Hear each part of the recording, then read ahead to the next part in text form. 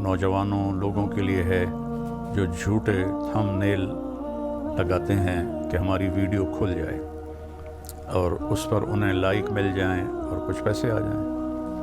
اور عمومی طور پر پورے پاکستان کے بھائی بہن دوست احباب سے گزارش ہے کہ یہ جو طرز عمل ہے یہ جھوٹ ہے، اور جھوٹ سے جو پیسہ کچھ آ بھی جائے تو وہ حرام ہوتا ہے.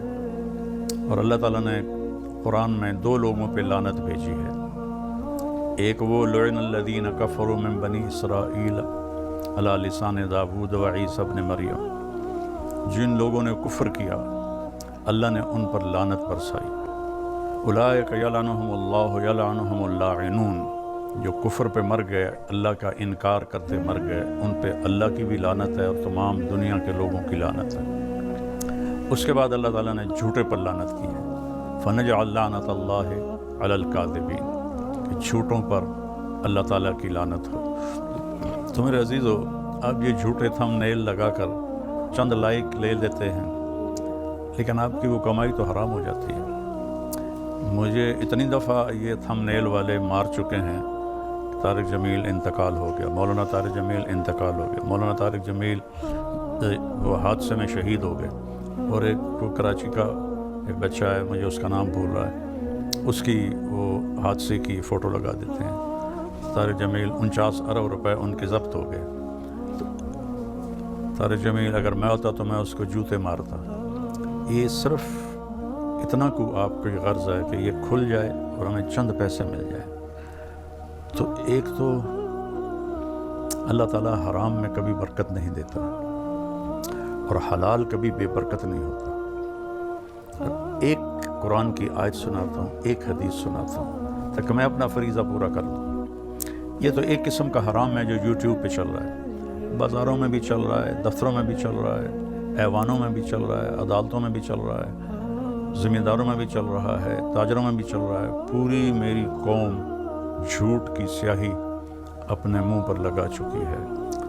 کئی لاکھ اکٹھے کروں تو شاید ایک سچ بولنے والا ہو. اور جو قوم جھوٹ، ظلم اور دھوکہ بازی کا شکار ہوتی ہے، اللہ تعالیٰ انہیں ذلیل کر دیتا ہے، فقیر کر دیتا ہے، محتاج کر دیتا ہے، چاہے وہ مسلم ہو چاہے وہ کافر ہو. اور جو قوم سچ، انصاف اور دیانتداری پہ چلتے ہیں، اللہ انہیں عزت دیتا ہی دیتا ہے، چاہے وہ مسلم ہو چاہے وہ کافر ہو. غیر مسلم کے لیے یہاں کی عزت تو پکی ہے، آگے تو پھر ایمان پہ فیصلے ہوں گے. ہاتھ جوڑتا ہوں، جھوٹ بولنا چھوڑ دو، یہ جھوٹے طریقے استعمال کرنا چھوڑ دو.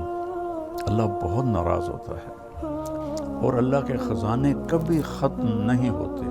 صرف ایک اللہ ہے جس سے مانگو تو خوش ہوتا ہے، نہ مانگو تو ناراض ہوتا ہے. دنیا والوں سے مانگو تو ناراض ہوتے ہیں، نہ مانگو تو خوش ہوتے ہیں. اگر رزق آنے میں دیر ہو تو یہ کام نہ کرنا، غلط تھم نیل لگا کے لائک آ جائیں، لائک سے پیسے آ جائیں. دیکھو آج کل ہماری نسل چاہتی ہے میں جلدی مالدار بن جاؤں اور مجھے کچھ کرنا بھی نہ پڑے، ایسے ادھر ہینکی پھینکی سے مجھے پیسے مل جائیں. یہ اللہ نے کبھی نہیں کیا. ایسے کرنے والے کبھی نہ عزت پاتے ہیں، نہ سکون پاتے ہیں، نہ موت کے بعد کا آرام پاتے ہیں. تو پھر آخری اللہ کے نبی نے بات کی، فَإِنَّهُ لَا يُدْرَكُ مَا عِنْدَ اللَّهِ إِلَّا بِطَاعَتِهِ. اللہ کے خزانوں سے اس کی خوشی اور مرضی کے ساتھ صرف اس کی مان کر چلنے سے ملے گا، ویسے نہیں ملے گا. ویسے تو اللہ نے فرعون کو کئی سو سال کی حکومت دے دی، جو کہتا تھا انا ربکم الاعلیٰ. شداد کو حکومت دے دی جس نے جنت بنا دی عدن میں. کتنے لوگوں کو اللہ کے منکرین اللہ نے ان کو دنیا دے دی، لیکن ان کا آخرت تو ناکامی اور ذلت اور تباہی اور بربادی ہے. تو میرے عزیزو، رزق حلال کماؤ. اور یہ جو آپ اتنی گندی حرکتیں کرتے ہو، میرے نام کو کبھی مجھے مار دیتے ہو، کبھی مجھے 49 ارب ضبط کر لیے گئے، اس سے کیا ملے گا تمہیں؟ یہ میں اکیلا نہیں ہوں، بیچارے مفتی طارق مسعود کے ساتھ بھی یہی ہو رہا ہوتا ہے، اس کے ساتھ بھی اس قسم کی واہیات لگائی گئی ہوتی ہیں. اور جتنے بھی کوئی مشہور ہیں، پیر ذوالفقار صاحب اتنی ماشاءاللہ معزز شخصیت ہیں اور تصوف کے اس وقت وہ سرخیل ہیں. اللہ تعالیٰ نے ان کی محبت لوگوں کے دلوں میں ڈال دی. ان کے ساتھ آگے میں نے اتنے گندے گندے دیکھے تھم نیل کے، میں شرم سے ڈوب گیا.